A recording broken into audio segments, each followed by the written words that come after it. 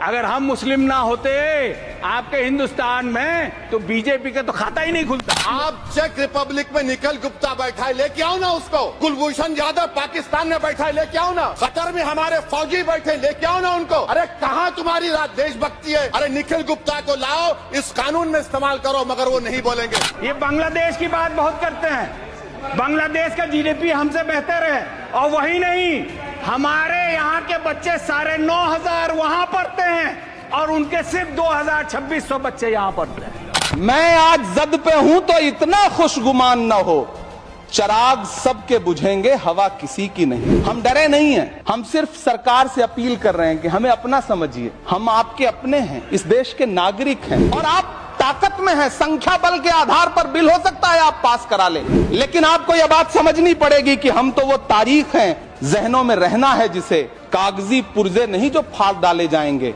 जिस जमीन पर मैं खड़ा हूं ये मेरी पहचान है। आप आंधी हैं तो क्या मुझको उड़ा ले जाएंगे?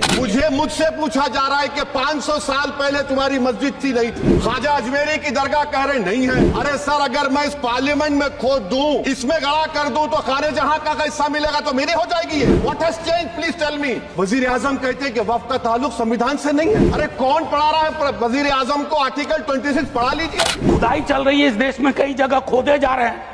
एक खुदाई हम सब सांसद मिलके करें। किसान विरोध करे, देशद्रोही है।